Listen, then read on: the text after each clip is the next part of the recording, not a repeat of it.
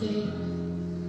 I've been held in your hand from the moment that I wake up until I lay my head. Oh, I will sing of the goodness of God. 'Cause all my life you have been faithful, and all my life you have been so, so good. With every breath that I am able, oh, I will sing of the goodness of God. I love your voice. You will lead me through the fire, and in darkest night, you were close like no other. I've known you as a father, I've known you as a friend, and I have lived in the goodness of God. Yeah. And all my life you have been faithful. Oh, and all my life you have been so, so good. With every breath that I am able, oh, I will sing of the goodness of God. Yeah. Your goodness is running after, it's running after me. Your goodness is running after, it's running after me. With my life laid down, I'm surrendering now. I give you everything. Your goodness is running after, it's running after me. Your goodness is running after, it's running after me. Your goodness is running after, it's running after me. With my life laid down, I'm surrendering now. I give you everything. Your goodness is running and keeps running after me.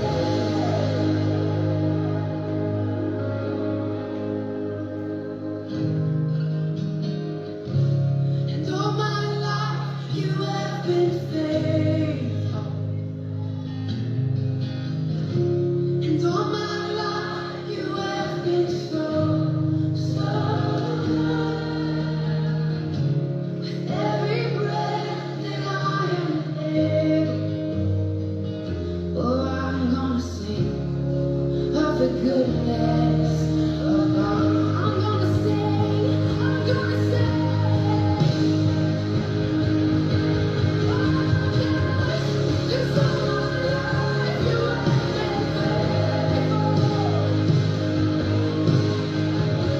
And all my life you have been so, so good.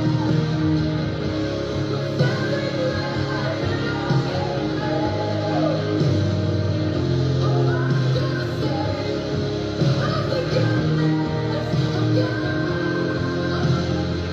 I'm gonna sing of the goodness of God.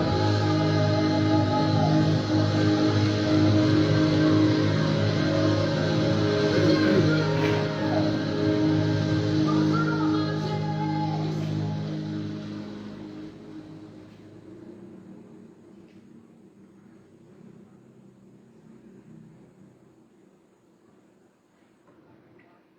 Okay, so magandang umaga sa ating lahat dito sa Pilipinas at isang mapagpalang araw sa lahat ng mga nasa ibang bansa sa Amerika, sa New Zealand, sa Singapore, sa Hong Kong at Canada at iba pang mga lugar na kung saan ang tinig na ito ay nakakaabot ay magandang araw po sa inyong lahat.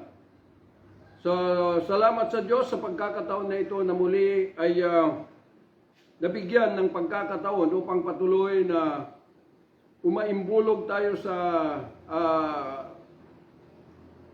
buong mundo sa pamagitan ng online upang muli po ay buksan ang lahat ng mga katotohanan na kailangan pong maipahayag sa lahat ng dako. Kaya po sa oras na ito ay patuloy na buksan po natin ang ating mga kaisipan upang lahat ng mga katotohanan na ito ay ating pong maririnig, ay ito po ay magkaroon po tayo ng lubos na pangunawa. Dahil ang paghahalagahan nito ay upang maihanda tayo sa darating na pagdating ng huling ng the last of all things, upang matawid natin ang daigdig nito hanggang sa kaharian ng Diyos. Kaya sa oras na ito ay buksan natin ang ating mga Biblia sa Romans chapter 3 verse 19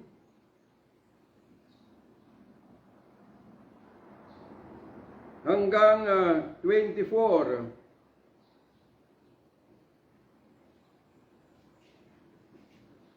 Now we know that what things soever the law says, it says to them who are under the law, that every mouth may be stopped, and all the world may become guilty before God. Therefore, by the deeds of the law, there shall no flesh be justified in his sight, for by the law is the knowledge of sin. But now the righteousness of God without the law is manifested, being witnessed by the law and the prophets, even the righteousness of God, which is by faith of Jesus Christ unto all and upon all them that believe. For there is no difference, for all have sinned and come short of the glory of God, being justified freely by His grace through the redemption that is in Christ Jesus.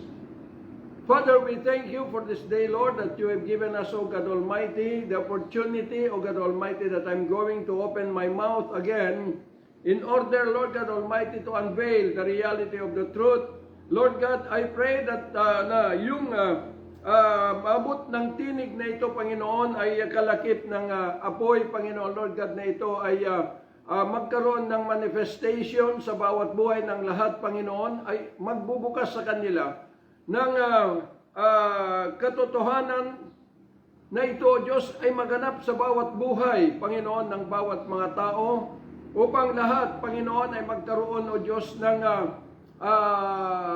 tagumpay ng iyong nilayon, Panginoon Lord God, na maganap sa buhay ng tao. Kaya po salamat po, Ama, even the presence of all your heavenly hosts, at higit sa lahat, in your holy presence, O God Almighty, maraming pong salamat, Panginoon, at patuloy na bukas na pintuan ng kalangitan, and may be able to stand in your holy presence all day long, after the end of time. Father, we thank you, we give you praise, glory, and honor, the most wonderful name, Lord and Savior, Jesus Christ. Amen and amen. So, ang ating topic for today ay hinggil po sa the righteousness of God, the reality. So, napakahalaga po na ito ay malaman po natin dahil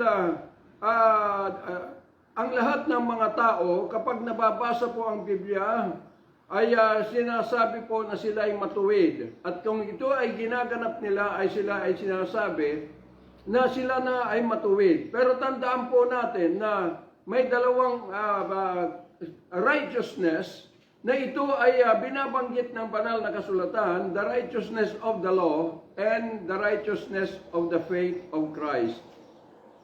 So, dito po ay kailangan malaman po natin kung saan tayo nag-ooperate. Dahil kung ano ang information o mga katotohanan o mga bagay na narinig natin, ay doon nabubuo po yung ating pong paniniwala upang mamuhay sa napag-alaman natin na yun yung sinasabing righteousness. Pero kailangan pong maulaman natin, maunawaan natin na yung righteousness of the law ay ito ay kailangan ma-terminate upang yung righteousness through the faith of Christ ay ito po ang mangibabaw. Kung titingnan po natin ng sinasabi ng banal na kasulatan ay yung batas, ang sabi niya, yung batas ay hindi lahat ito ay naka-address sa buong mundo, kundi ito ay naka-address lamang sa mga Jewish people.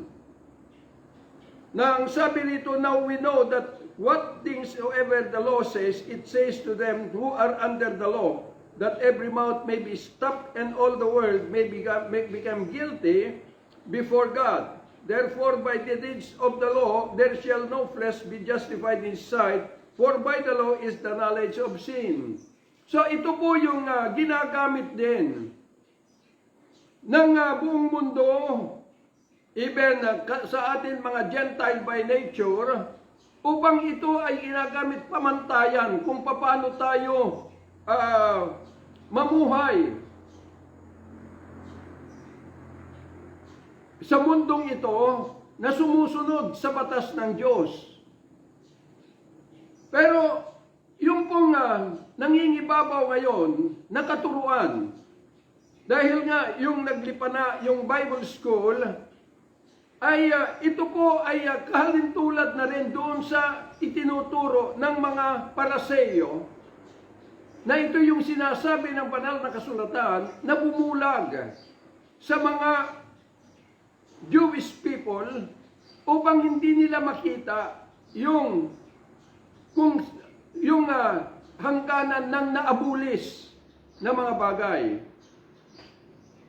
Ito yung kiniklaim ng lahat na kapag nabasa na po yung banal na kasulatan na pag-aralan from Genesis to Revelation, ay sila po ay matuwid na sa harapan ng Diyos. Tandaan po natin mga minamahal na mga kapatid, na maliwanag po dito sa Scripture na yung batas ay para lamang sa mga taong nasa ilalim ng batas. So ibig po sabihin na yung the righteousness of the law is only addressed to the Jewish people. Kaya nga sinabi sa Romans chapter 10 that Christ is the end of the law. Dahil kung nandito ang Panginoong Hesus bilang tao, is still under the law. At naputol lamang yung batas noong napunta na ang Panginoon in the cross of Calvary.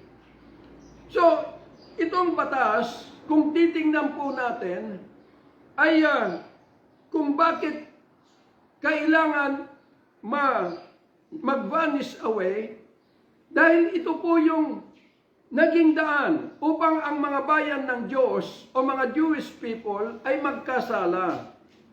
Dahil ang sabi ng banal na kasulatan, kung kayo ay namumuhay sa batas, kinakailangan ipamuhay ninyo kung ano itong sinasabi ng batas. Pero hindi nila nagawa at dito ay nagkasala sila na ito'y naging sumpa sa kanilang mga buhay, na ito na rin ang ibinukas ng mga matatalino upang ituro sa mga tao. Pero tandaan po natin, maliwanag po na ang sinasabi po ni Pablo, na bilang tayo po ay mga Gentile by nature, hindi po tayo kabilang sa righteousness of the law. Dahil ang sabi po niya sa Romans chapter 2 verse 14, for when the Gentiles which have not the law do by nature the things contained in the law, this having not the law are a law unto themselves. So ibig pong sabihin na itong batas ni Moses ay hindi tayo kabahagi. Pero hinihiram lang natin. Sumasabit lang tayo upang gamitin bilang batas sa ating mga sarili. Ibig pong sabihin, kagaya itong Pilipinas, na ang batas, the Constitution, ay hinango sa batas ng Diyos na ini-address sa Israel. Kaya nga sinasabi rito, which show the work of the law written in their hearts, their conscience also bearing witness, and their thoughts the mean, while accusing or else excusing one another. So ibig pong sabihin na ito ay hiniram lang natin upang ito'y maging pamantayan sa batas. Dahil itong batas na ito na ibigay sa Israel, sa mga Jewish people, bilang natural descendants of God, na sa kanilang pamumuhay dito sa daigdig na ito, upang sila'y patuloy na lumakad sa ilalim ng motivation ng Espiritu ng Diyos, ay kinakailangan sumunod sila sa batas na ito upang hindi sila mahulog sa mundo na kinagisnan po natin. Kaya nga lang hindi nila nasunod. Kaya po sila, nahulog sila sa mundo na ating pong kinagisnan. Kaya sabi ng banal na kasulatan, lahat na ang inagkasala. For all have sinned. Dahil yung batas, ang sinasabi ni Apostol Pablo, na ang sabi niya, therefore by the deeds of the law there shall no flesh be justified in his sight. For by the law is the knowledge of sin. So ito po yung kaalaman sa kasalanan na patuloy na itinuturo sa mga tao hanggang ngayon. Kaya po, ang mga tao, imbes na matagpuan nila the real righteousness of God, ay hindi, dahil nanatili silang bulag since the beginning. Kaya, bakit kaya makikita po natin na ang sabi po ni Pablo,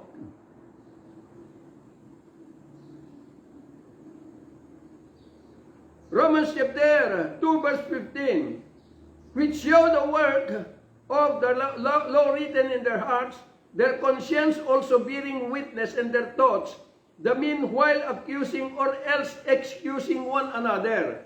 Kaya makikita po natin, ang dami pong mga nakatayo na mga Christian organizations using the scripture or the Bible.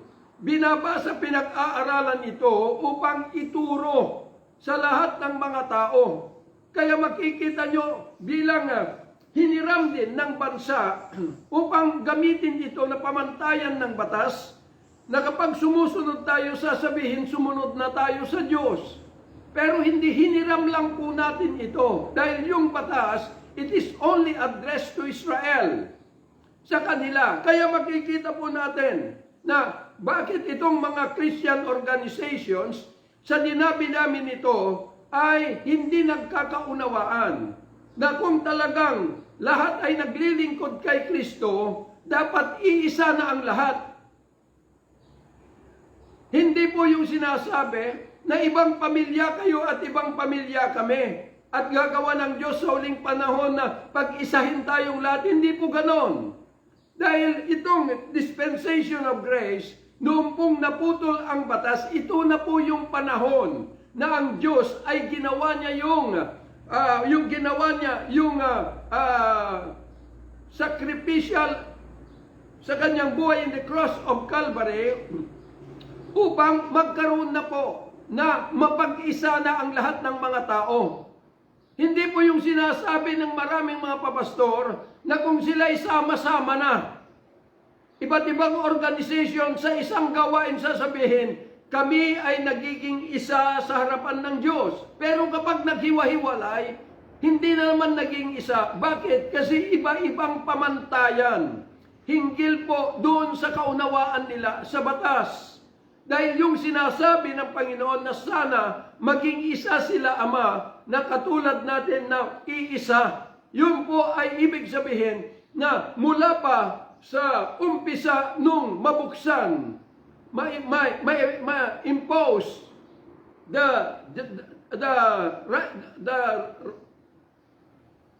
dispensation of grace, ay yun na po yung umpisa na kung sino man ang nakakapasok in the kingdom, in the presence of the risen Christ, they are already one together because they are mobilized or motivated by one Spirit, the Spirit of God.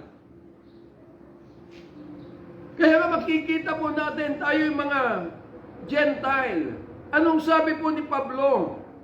Nang sabi niya, Romans chapter 11, huwag kayong magmalaki sa mga original na ulibo. Dahil kung ang Diyos ay pinutol nila ang original na ulibo, sabi dahil sa kanilang unbelief, how much more na kayo ay balang na ulibo. Balang na ulibo tayo yung mga Gentile. Pero kung titingnan natin, nabasa mo lang yung Biblia, hiniram mo lang yung sinasabi ng banal na kasulatan sa mga Hudyo, inangkin mo na naka-address sa'yo. At sasabihin mo na tinitingnan mo na yung mga Hudyo, mga Jewish people ay makasalanan, pero ikaw na Gentile by nature, na sumabit lamang, ay tinitingnan mo ang sarili mo nung nabasa mo yung scripture, ay matuwid ka na. Ganon ang tingin ng tao sa kanilang sarili. Lalo na kung sila ay nagtapos sa Bible School, nagmaster sila doon, ang tingin nila sa kanilang sarili, they are righteous in the sight of God. Pero maliwanag po sa banal na kasulatan na ang sinasabi ni Pablo na, therefore by the deeds of the law, there shall no flesh be justified in his sight. For by the law is the knowledge of sin.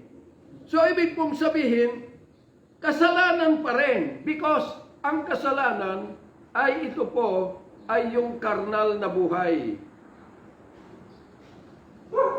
Ganon po katindi.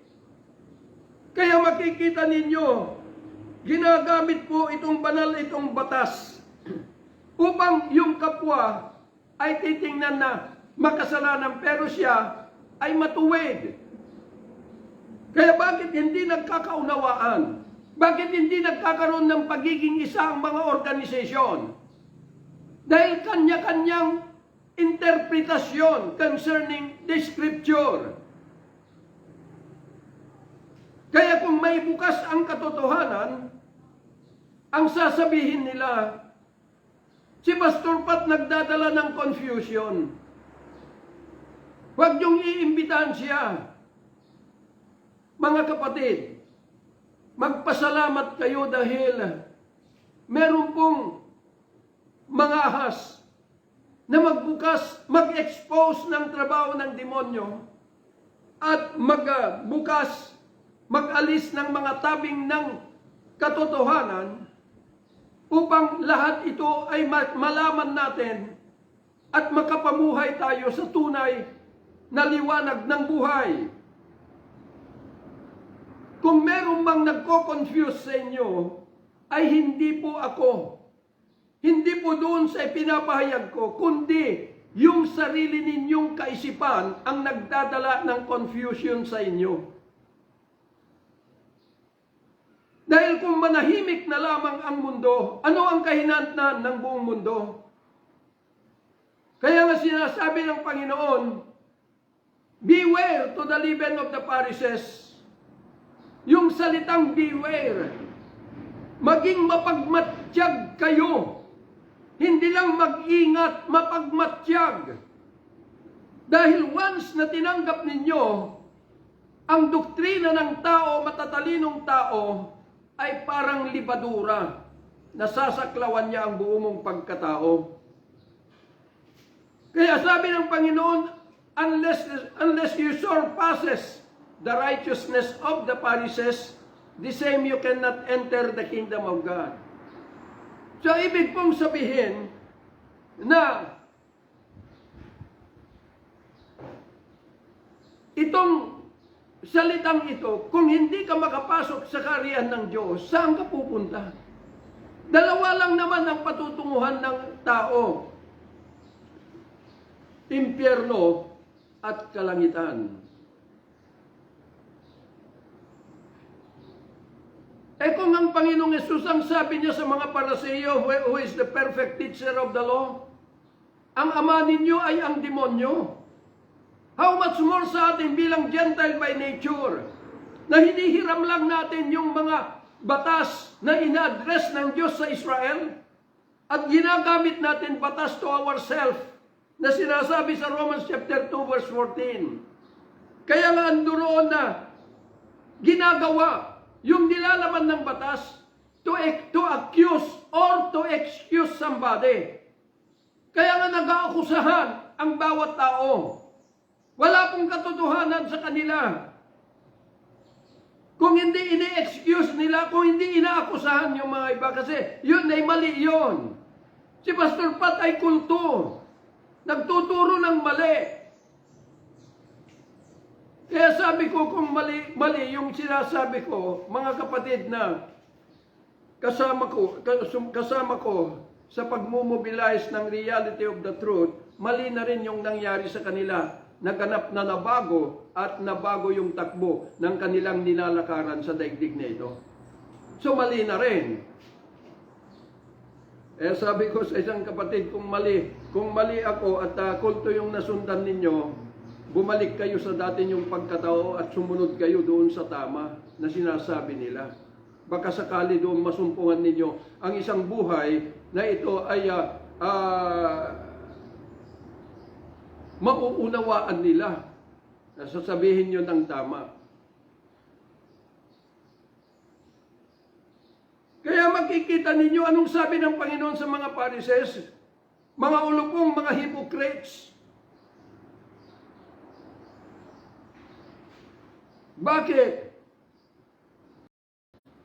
Dahil yung kanilang pinag-aaralan, sabi ng Panginoon, na yung scripture na binabasa ninyo, sabi niya, ay yan yung nagtetestify sa akin. Dahil si Moses, isinusulat niya ako since the beginning. Siya yung nagsusulat sa akin, ang sabi ng Panginoon. Pero hindi naman ninyo ako hinanap. Hindi ninyo ako hanapin para magkaroon kayo ng buhay. So, ito yung ini-inject ng tao, ng mga nagtuturo sa batas, sa mga tao na kailangan ito ay sasabihin, kailangan mamuhay tayo sa salita ng Diyos. Na sinasabi, ang banal na kasulatan or the scripture ay ito yung salita ng Diyos. Kasi yun yung iminotivate ni Satan sa karunungan ng tao. So kailan lang sinabi na ito ay salita ng Diyos? Noong bumangon ang Bible School, noong 19th century, almost 2,000 years ago na nakalipas mula nung bumaba ang Panginoong Yesus bilang si Kristo, at siya ay kumilos upang iligtas ang mga tao through the operation of the Spirit of God.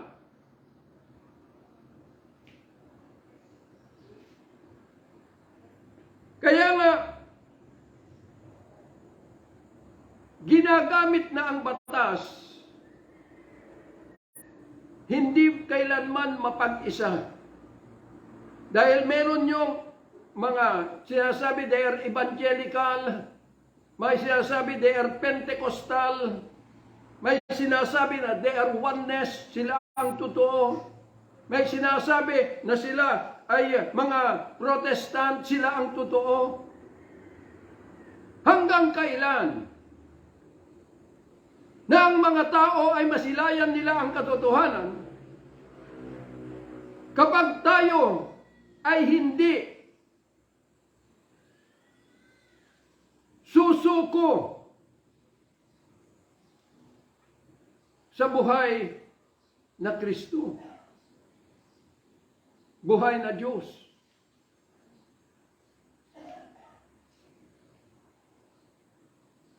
Na nung sinabi ng Panginoon,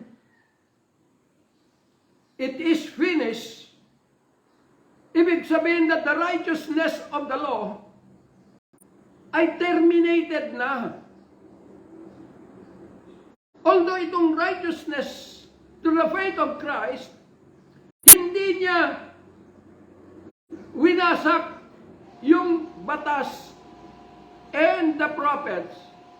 Pero hindi na tao ang motivate na maipamuhay ito, kundi sa pamamagitan ng pag-ibig ng Diyos, pagkilos ng Diyos, the operation of the Spirit of God, ang batas ay mafulfill sa bawat buhay ng mga taong na kay Kristo.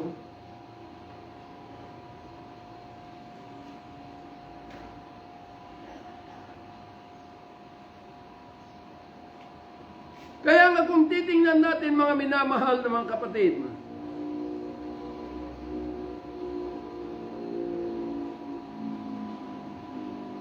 ang sabi po ni Pablo, to wit that God was in Christ, reconciling the world unto himself, not imputing their trespasses unto them, and has committed unto us the word of reconciliation. Now then, we are ambassadors for Christ, as though God did beseech you by us. We pray you in Christ's stead, be ye reconciled to God. Ambassador. Pagka-ambassador ka, you are the perfect representation of the nation where you came from. Ambassador for Christ, paano ka tatayo as ambassador for Christ kung ikaw is still alipin sa karnal na pag-iisip? Na yung karnal na pag-iisip, ito po yung elemento ng buhay natin na si Satan na still exercising his dominion over your life.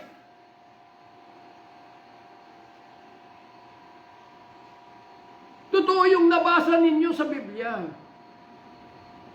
Kaya nga nagtiwala kayo sa Diyos. Kaya ang buong mundo nagtitiwala sa Diyos at naniniwala sa Diyos.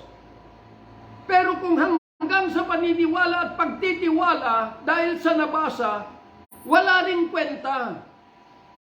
Bakit? Dahil yung hiniram nating batas ay pilit mong ipinamumuhay na yun, ipinipilit ng mga nagtuturo na kailangan lumakad tayo kailangan ipamuhay natin ang salita ng Diyos.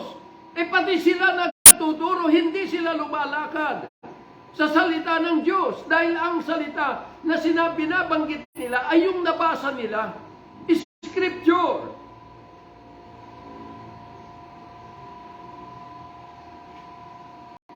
Pero tandaan po natin mga minamahal na mga kapatid, that in the dispensation of grace, ito na po yung fulfillment ng Scripture. Christ is the fulfillment of Scripture. Kaya, Christ is the end of the law. Dahil itong the dispensation of grace, this is the last days. Na sinasabi ko sa mga BS namin, nasabi ng banal na kasulatan, na yung isang araw sa kalangitan, 1,000 taon sa mundong ito. So, ibig pong sabihin, mula noon, ang Panginoong Yesus ay nabuhay. It is 33 AD.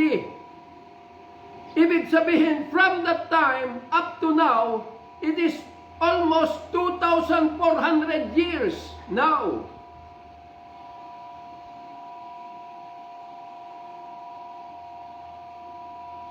Nabuksan yung Bible School noong lamang 1,900 years.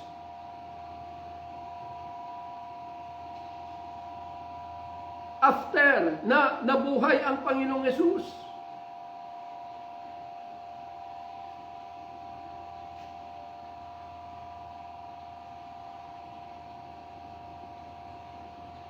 the scripture, Christ, noong napunta sa cross, dito na po na-fulfill. Kaya yung mga epistles na binabasa natin in the book of Acts, ay ito po yung bunga ng pagkilos ng Diyos to rescue mankind. Dahil ang layunin niya ay, ang sabi rito, to wit that God was in Christ, reconciling the world unto Himself, not imputing their trespasses unto them, and has committed unto us the word of reconciliation. For He has made Him to be sin for us, who knew no sin, that we might be made the righteousness of God in Him. So, ibig pong sabihin, the church, or the body that is not established through the will of man, but established through the power of God, is the righteousness of God. Bakit tayo yung righteousness? Kasi na-reconcile. Ibig sabihin, lahat, no matter kung anuman organization kinabibilangan mo, ibig sabihin, hindi yung organization, dahil ang organization that is man-made organization for the law of the land to fulfill yung pong legality na magkaroon po ng malayang pagtitipon in the presence of God na hindi mahuhusgahan ng batas ng lupa. Pero ginawa ninyo na ito ay naging division. Bakit? Dahil sa kanya-kanyang iba-ibang patakaran at pangunawa hinggil sa Scripture. In the New Testament, hindi na po tao ang magdadala. But it is the full operation of the Spirit of God. Siya na po ang magdadala sa kanyang katawan. Being Christ is the head. Siya na po ang magdadala, hindi yung karunungan mo. Hindi yung programa mo, kapatid. Igagawa mo ng programa ng Diyos. Sabi ng Panginoon, my thought and not your, is not your thought, and my mind is not your ways is not your ways.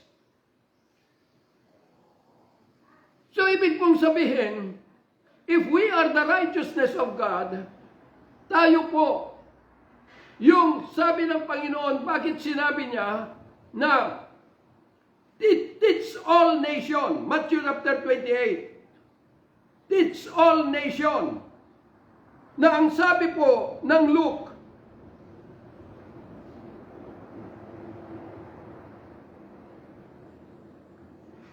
chapter 24, na ang sabi ng Panginoon,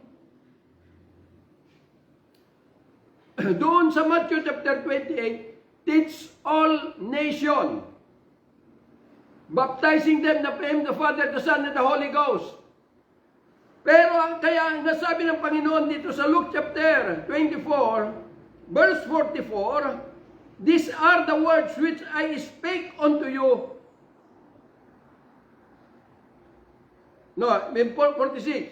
Those it is written, Scripture, and those it behove, Christ to suffer. Tandaan po ninyo, nasulat yung Scripture, hindi upang tayo yung magsakatuparan, kundi si Kristo ang magsasakatuparan. Behold, Christ to suffer, and to rise from the dead the third day. And after na siya ay umakyat mabuhay, the third day, at umakyat sa langit, sabi, and that repentance and remissions of sin should be preached in His name among all nations, beginning at Jerusalem. So, ibig pong sabihin, ang sabi, and you are witnesses of all these things. Bakit? Ang sabi niya, para ito ay magiging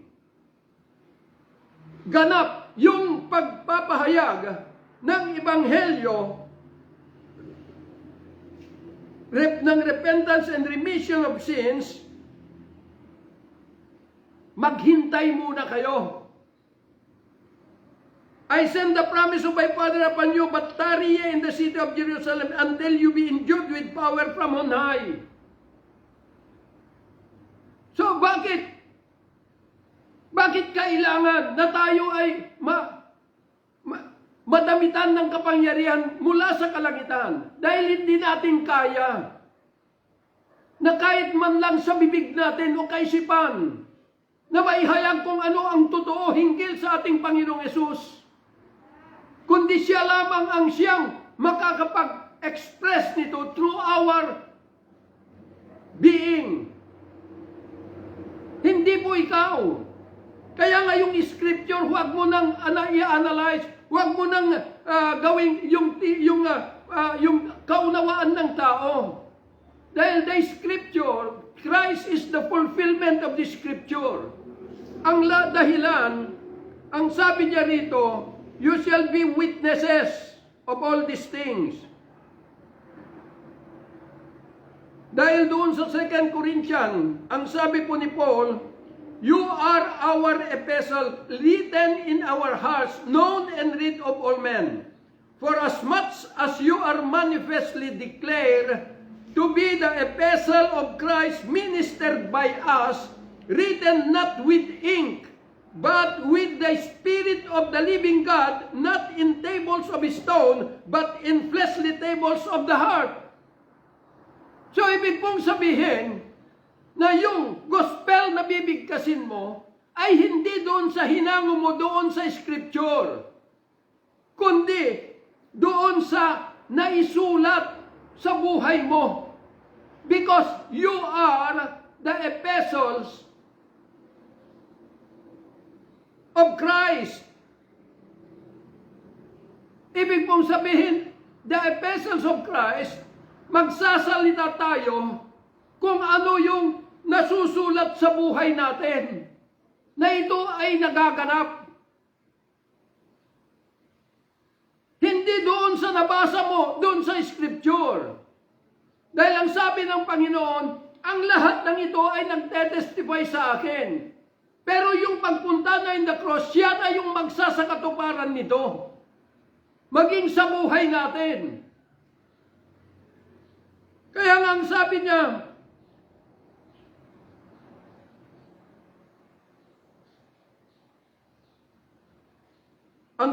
rito, and such trust have we through Christ to Godward. Not that we are sufficient of ourselves to think anything as of ourselves, but our sufficiency is of God. So we are not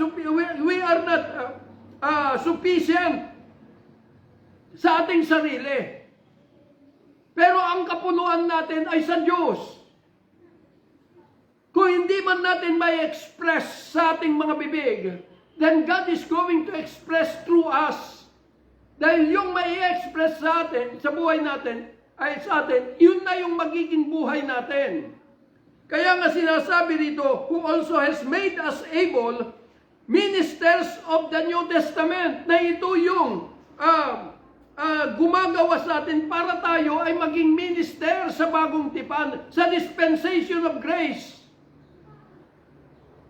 Not of letter, hindi po sa sulat, but of the Spirit, for the letter kill.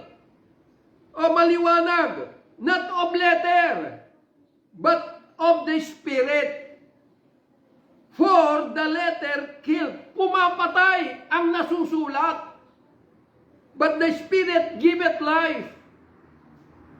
Kaya anong ginagawa natin? Because of the righteousness of the law, yun ang dala-dala ng karamihan. Kung hindi man lahat, karamihan na nagdadala, hindi ninyo ba alam na pinapatay ninyo ang mga tao? Binubulag ninyo, kaya nga sinabi po ni Pablo, na ang sabi po niya, and not as Moses, which put a veil over his face, that the children of Israel could not steadfastly look to the end of that which is abolished. Hindi nila nakita ang problema na abolis na pero ibinalik po ni Satanas yung na-abolish by using the intellect of men. Kaya marami na pong na-deceive. Kaya kung mahahayag na sinasabi na kayo ay nanggaling nasa Bible school, kung hindi kayo susuko sa Panginoon at ibababang yung mga sarili, sa impyerno kayo pupunta. Eh bakit maraming magagalit? Bakit magagalit kayo? Mabuti nga ay may nagbubukas at nagpapaalam sa inyo yung hindi ninyo nakita, na yung pinag-aaralan ninyong scripture ay yun din ang naghahayag ng katotohanan na kung saan kayo pupunta. Kaya nga sinabi ng Panginoon na kapag ka bumaba at umupo sa kanyang trono, then ihihiwalay niya yung mga karnero sa mga tupa.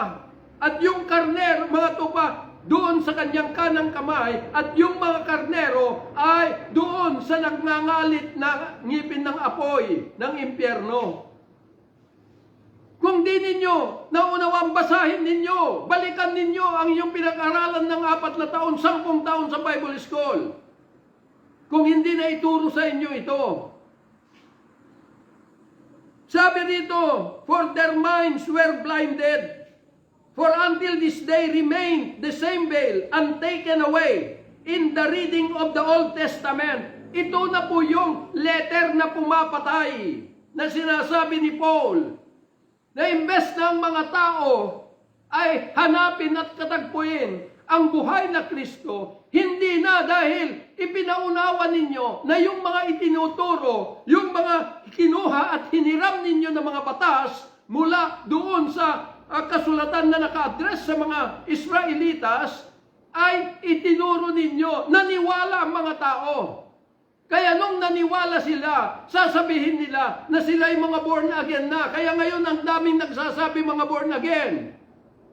Pero inuulit ko po, Israel lang, the Jewish people ang born again. Tayo ay hindi because balang tayong mga ulibo. Na kailangan tayo maputol ng lubusan doon sa puno na pinanggalingan natin para maiugpong tayo doon sa orihinal na puno na dito napali ang sanga.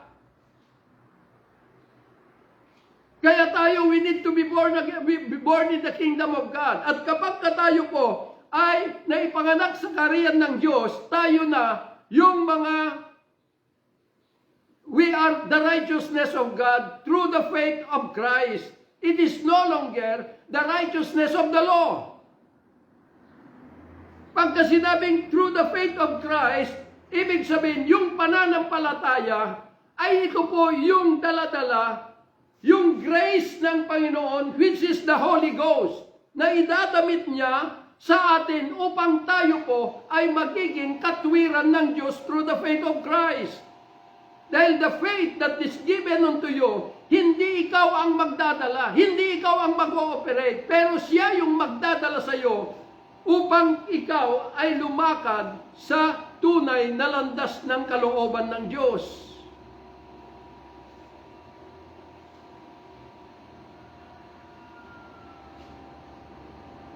Yun po ang katotohanan.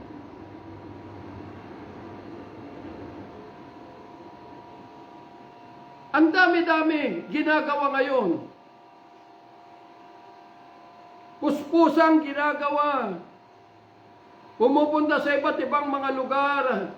Nagtitipon-tipon ang mga body of Christ kapag nagtitipon-tipon lang. Pero kapag nagkahiwa-hiwalay na sila, iba-iba na naman panukala ang kanilang daladala. Sinasayang natin ang panahon.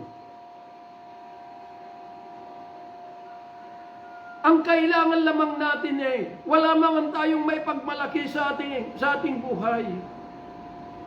Ang kailangan lang natin ay sumuko sa ating Diyos na buhay in the presence of the risen Christ. At kapag tayo ay sumuko, ibig sabihin, magiging empty vessel tayo na papasok sa Kanya. Nang sabi ng Panginoon, those who come after me must deny himself and carry his cross and follow me. Denying yourself ay ibig sabihin, kung ikaw man ay matalino, nag-aral sa Bible School, i-deny mo yung napag-aralan mo, kagaya ng sinabi ni Pablo, na ito, sabi niya, ay pinagdusahan ko kung paano ko ito. Sabi niya, ibilang ng lahat ng mahalaga sa akin, sabi niya, ay walang saysay. In order that I may win Christ. Philippians. Mahirap. Kasi si Pablo abogado. Eh kung abogado ka at binuksan mo yung Biblia, akala mo matalino ka na. Matalino ka lang when it comes to the law of the land. Dahil may batayan na sinasabi ninyo na ito'y nanggaling sa batas ng Diyos. At huwag niyong sabihin that the law that God is given to Moses ay universal law. Hindi po. Dahil kailanman nung tayo bilang Gentile by nature, since the beginning up to Christ, walang batas mula sa Diyos na ito ay naibigay sa atin. Kundi tayo ay naging kaaway ng Diyos. Pero nabigyan lang tayo ng pagkakataon ngayon. Dahil ang Diyos, ang gusto niyang mangyari is to reconcile the whole world unto Himself through Christ. Pagka sinabing reconcile to God, paano ka marireconcile sa Diyos kung may galit ka sa iyong kapwa? Paano ka marireconcile na sinasabi mo?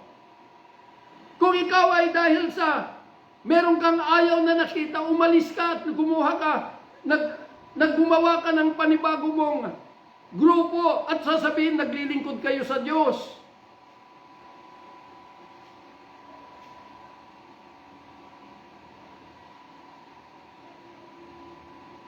Mali po. Linoloko lang ninyo ang mga sarili ninyo. Dahil hindi ninyo nauunawaan ang Scripture. Kung ako man ay nagsasalita ng ganito ngayon, hindi dahil ako ay galit sa inyo, kundi dahil ito yung pag-ibig ng Diyos sa inyo, na ito'y malaman ninyo, yung bagay na hindi ninyo nalalaman. Na sana'y pang-igihan ninyo, na saliksikin yung mga bagay na naririnig ninyo, upang matagpuan ninyo ang buhay na Diyos. Huwag ninyong paghinayangan yung inyong napag-aralan sa Bible School. Dahil ang lahat ng yan na inyong napag-aralan ay ito ay bahagi ng righteousness of the law na ito'y naabulis in the cross of Calvary.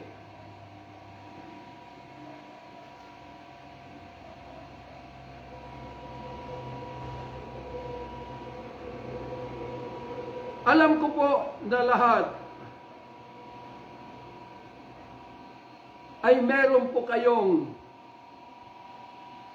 passion na maabot ang lahat ng mga tao.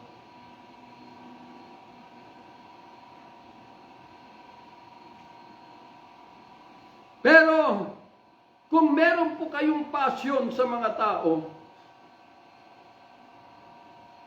kailangan na hanapin nyo muna ang buhay na Kristo. Dahil bilang tayo po'y mga Gentile by nature, ipinanganak tayo sa daigdig na ito, walang Diyos at walang pag-asa. Ibig pong sabihin, wala po tayong puso, spirit mula sa Diyos, nakaakibat ng ating kapanganakan sa daigdig na ito dahil ipinanganak tayo under the kingdom of Satan through the law of the flesh. Kaya nga lagi kong sinasabi na tayo ay kulang-kulang. Kung kulang-kulang ka, ano ang mangyari sa'yo? Puro kalokohan ang nasa isip mo, puro mga bagay na ito ay ikapapahamak ng kapwa mo. Kulang-kulang. Kaya nga yung banal na kasulatan or the Scripture, yun yung naging dahilan kung bakit tayo naniniwala at nagtitiwala sa Diyos. Pero hindi po sasapat dyan. Kailangan po katagpuin po natin yung sinasabi ng Panginoon. Na ang sabi niya, John 5, 9, 39, 40, na sinasaliksik ninyo ang kasulatan dahil dito naniniwala kayo na meron kayong buhay na walang hanggan. At totoo dahil ito ang nagtetestify sa akin. Verse 40, di naman kayo pumunta sa akin para magkaroon kayo ng buhay. So ibig pong sabihin, upang you will stand as the righteousness of God, an ambassador of Christ here on planet Earth, kinakailangan na yung pagtitiwala at paniniwala mo sa Diyos ay kailangan hanapin mo the risen Christ. Dahil siya yung magdadala sa iyo upang yung pagtitiwala mo at paniniwala ay magkakaroon po ng tamang direksyon sa buhay dahil mismo na ikaw na nagtitiwala, una, ikaw ay madamitan nito.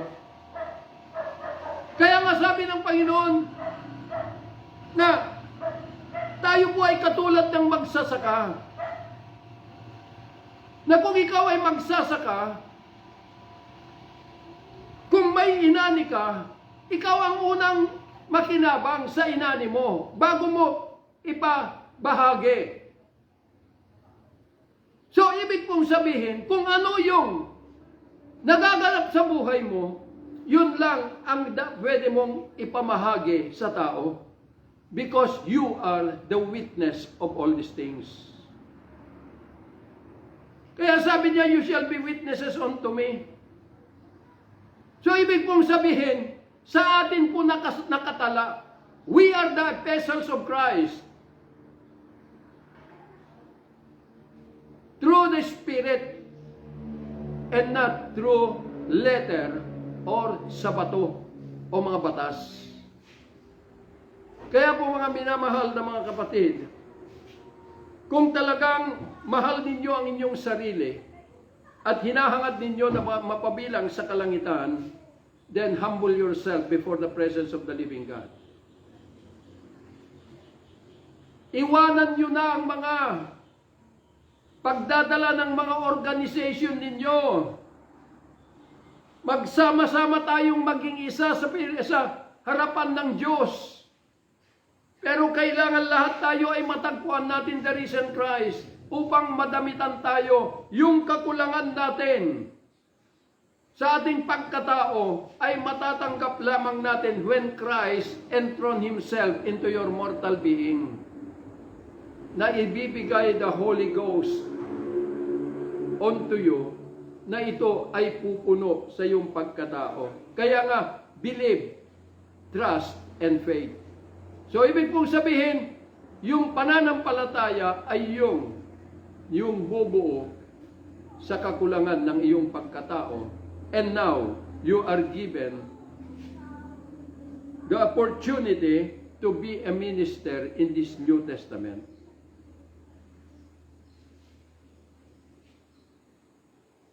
Yun lamang po. Kaya po, kailangan po natin na tumayo hindi na po doon sa righteousness of the law, but the righteousness of God through the faith of Christ. Because you are the righteousness of God. Mahal ko kayong lahat at salamat sa araw na ito. I pray na lahat tayo ay magtagumpay sa ating paglalakbay sa daigdig na ito hanggang sa huling panahon. Hangad ko po ang inyong tagumpay lahat. Father, we thank you for this day. I pray na patuloy, Panginoon, na silyaduhan ang lahat ng ito in the power of your blood and in the power of the resurrection. Father, I thank you for all ng mga tainga na ito'y nakinig. Dalangin ko po, Ama, that the manifestation of this truth shall be made manifest to each and every one of them. That every one of us, Lord God, will become your righteousness, Lord God, in this world. Lord God Almighty, showing forth the epistles, Lord God, not written by ink, but by the Spirit, O God Almighty, that we may stand, O God Almighty, as your perfect representation in this world, Lord God, that your very nature and your kingdom shall be revealed to all the whole world. Father, we thank you. We give you praise, glory, and honor, the most wonderful name, Lord and Savior, Jesus Christ. Amen and amen.